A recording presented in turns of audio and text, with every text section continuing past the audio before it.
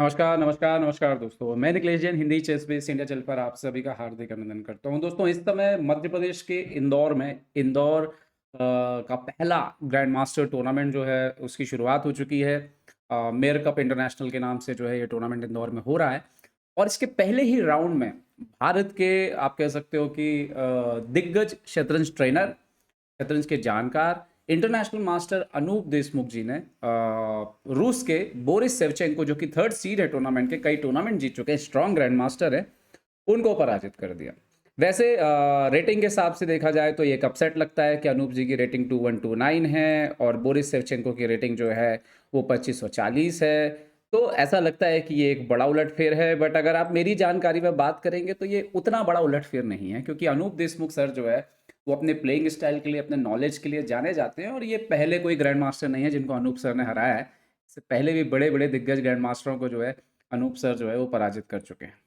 तो आइए देखते हैं इस मैच में कि एक्चुअली क्या हुआ। इस मैच में हुआ ये कि अनूप देशमुख सर सफ़ेद मोरों से खेल रहे थे। शुरुआत होती है C4 से और बोरिस जवाब देते हैं E6 से। अब यहाँ पे ना एक बात आपको मैं बता देता हूँ अनूप सर के बारे में कि अनूप देशमुख सर जो हैं वो बहुत ही अग्रेसिव खेलने के लिए जाने जाते हैं, बोर्ड के हर हिस्से पे खेलने के लिए जाने जाते हैं और क्रिटिकल पोजीशन जो होती है जहाँ पर बहुत सारा आपको कैलकुलेशन करना होता है, वहाँ पर अनूप देशमुख कई बार बड़े-बड़े प्लेयर्स पर जो है वो भारी पड़ जाते हैं।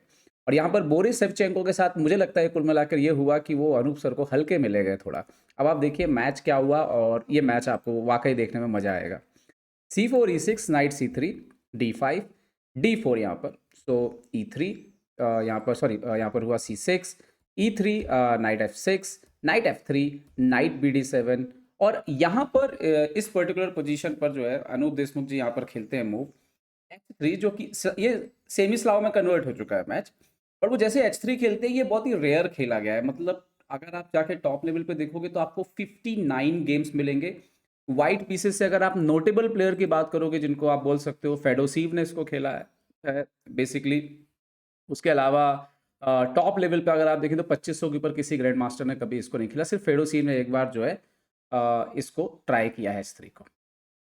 अब यहाँ पर बहुत सारे ऑप्शन है, BD6 है, बिशप E7 है, A6 है, बिशप B4 है, बट यहाँ पर बोरिस सेवचेंको नाइट E4 जो है वो ऑफर कर देते हैं। ओके, नाइट इंटू E4 और जैसे अनूप देशमुख जी नाइट इंटू E4 मारते हैं, ये गेम ऑलरेडी जो है वो ओपनिंग से बाहर जा चुका है, मतलब एकदम फ्रेश पोजीशन है। और यहाँ पर D into E4 night D2 के बाद अब मैं यहाँ पे आपको एक बात बताता हूँ कि जो अनूप जी का जो प्लेइंग स्टाइल है वो क्रिएटिव बहुत खेलते हैं। तो अब इसके बाद देखिए कि थ्योरी खत्म हो चुकी है, जो भी बोर्ड पर होना है वो दोनों प्लेयर की क्रिएटिविटी पे होना है। और यहाँ पर आपको अनूप देशमुख जी जो है वो भारी पड़ते दिखेंगे गेम के कई हिस्सों पर बोरिस शेवचेंको के ऊपर। ओके, नाइट D2, नाइट मर रहा था उसको बचाया, अभी E4 के पॉन पर अटैक किया, F5 खेला। डेफिनेटली जैसे ही इन्होंने F5 किया वैसे ही आपको एक चीज़ नजर आएगी, ये राजा हल्का सा आपको कमजोर नजर आएगा। E6 पे हल्की सी आपको वीकनेस नजर आएगी, लेकिन ये एक कैलकुलेटेड रिस्क जो है वो लेने की कोशिश जो है वो बोरिस शेवचेंको कर रहे हैं। अब यहाँ पर आप अनूप देशमुख जी से सीख सकते हैं कि भले ही आपको वीकनेस लिख रहा हो, भले ही आपको कुछ लग रहा हो, बिना अपना डेवलपमेंट के हुए आप कभी भी चेस में कुछ भी जो है अच्छा अचीव नहीं कर सकते ओपनिंग के हिस्से में। तो अनूप जी जो है वो डेवलपमेंट की तरफ जाते हैं। B3, अब आइडिया वही है, बिशप को B2 से निकालना है, क्वीन C2 लॉन्ग कैसल करने का उनका आइडिया, जो वो आक्रामक हमेशा से खेलते हैं। और वैसे भी जब अपोनेंट ने F5 कर दिया है तो ये बहुत ही क्लियर था कि अनूप देशमुख जो है वो आक्रामक खेलने जाएंगे। ओके, बोरिस शेवचेंको ने G6 खेला, नाउ बिशप B2। ये जो बिशप है ये शुरुआत से लेके आखिरी तक बहुत ही ज़्यादा जो है इंपॉर्टेंट रहा है, आप देखोगे इस गेम में। Okay, bishop G7, so now queen C2, immediately C5। अब अगर आप यहाँ पे ध्यान से देखो तो बोरिस शेवचेंको थोड़ा सा ओपनिंग के नियमों की धज्जियां उड़ा रहे हैं। आप देख सकते हो कि पहले तो ये पॉन कहाँ से ट्रैवल करते हुए यहाँ पे आ चुका है 2 बार, एक ये पॉन चल चुका है, एक ये पॉन चल चुका है। तो ऑलरेडी जो है पॉन के 4 मूव, 5 मूव और ये छठा मूव जो है वो पॉन का होता है। यहाँ पे इवन यहाँ पे C6 भी हुआ था। तो 7 पॉन के मूव हो चुके हैं 11 चालों के अंदर। तो ये कहीं न कहीं आप देखो तो ओपनिंग में वो दबाव बनाने की कोशिश कर रहे हैं पॉन के ज़रिए, लेकिन कहीं न कहीं ओपनिंग के नियमों को भी जो है वो तोड़ रहे हैं।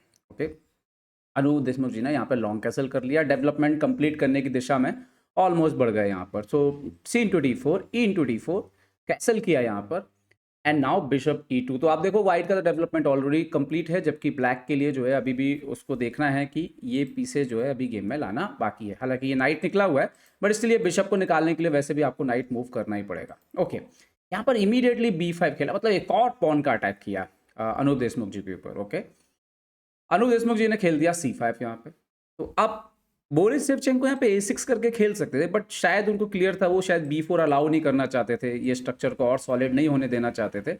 उन्होंने खुद B4 किया, लेकिन जैसे उन्होंने B4 किया, अब यहाँ पर अनूप देशमुख खेलते हैं किंग B1।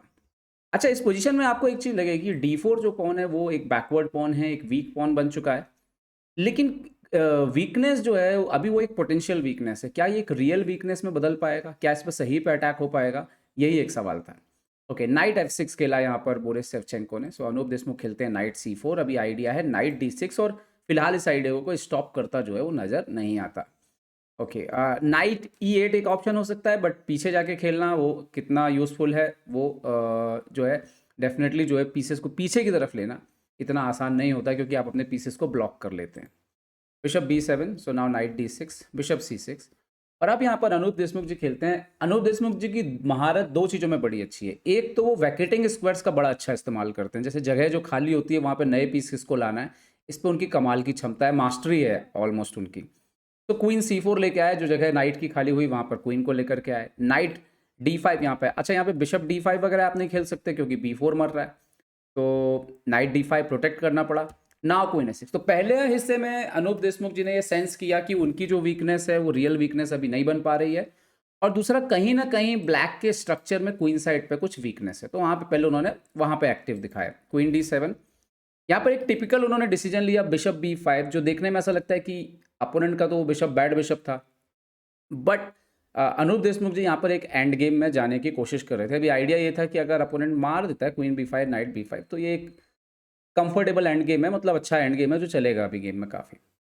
ठीक है, बट यहाँ पर बोरिस शेवचेंको अब ग्रैंड मास्टर है भाई, जीतने के लिए खेलने की कोशिश करेंगे, तो उन्होंने क्वीन C7 खेला और एक्सचेंज यहाँ पर नहीं किया। ओके, तो अनूप देशमुख जी ने खेला क्वीन A6। अभी आप देख सकते हो कि एक थ्रेट है, कभी भी रहेगा E6 पे, एक प्रेशर जो है वो हमेशा यहाँ पर बना रहेगा, और कभी भी जो है जैसे इस तरह के थ्रेड आ सकते हैं, जैसे नाइट E4 अभी आपने मारा, सो क्वीन से चेक।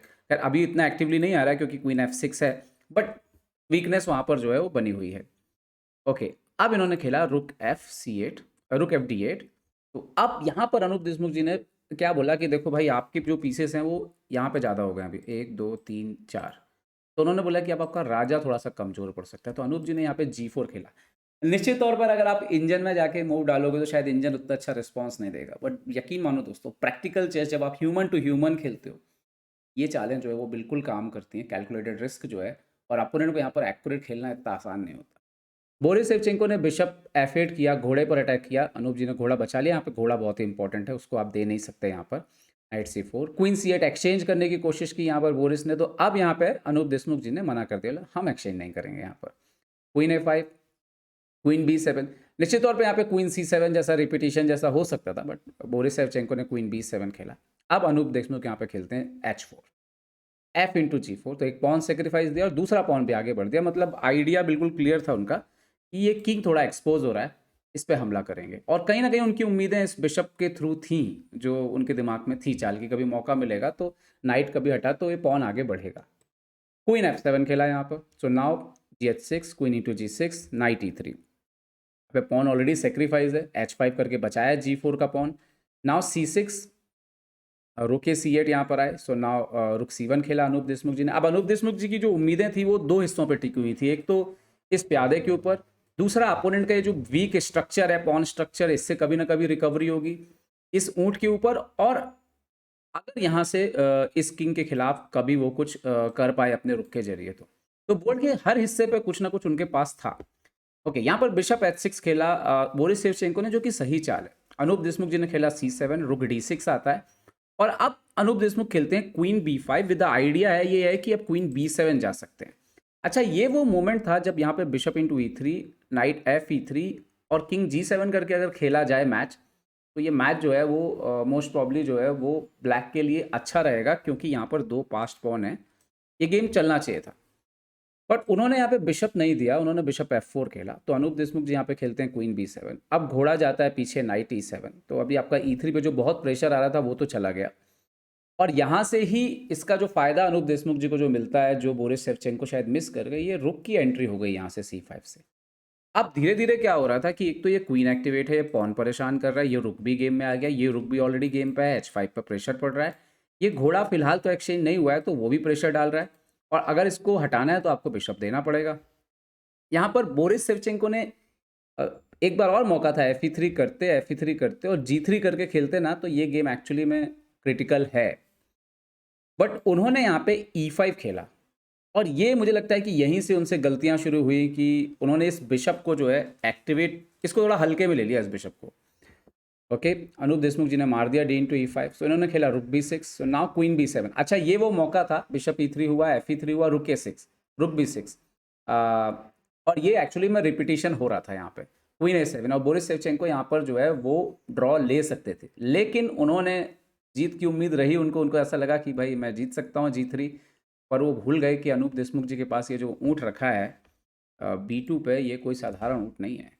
उन्होंने, अनूप देशमुख जी ने E6 करके पॉन सेक्रीफाइस कर दिया। अब यहाँ पे बहुत सारी चीज़ें हो रही है एक्चुअली में, ये रुक हैंगिंग हो गया ना, जैसे ही आपने पॉन आगे बढ़ा तो इस क्वीन से डिस्कनेक्शन हो गया, ये बिशप ओपन हो गया, तो मारना ऑलमोस्ट हो गया फोर्स, जैसे ही मारा तो रुक इंटू C5, और अब प्रॉब्लम ये हो गई कि ये राजा फंसने लग गया यहाँ पर किंग F7 खेला उन्होंने। अब फॉर एग्जाम्पल अगर G2 खेलें तो क्या होगा, रुक H8 चेक, किंग इधर, रुक H7 चेक, मारना फोर्स है, और इस तरीके से मैच चलेगा, बट अल्टीमेटली जो है वो फेवर करेगा वाइट को, और वाइट जीत जाएगा।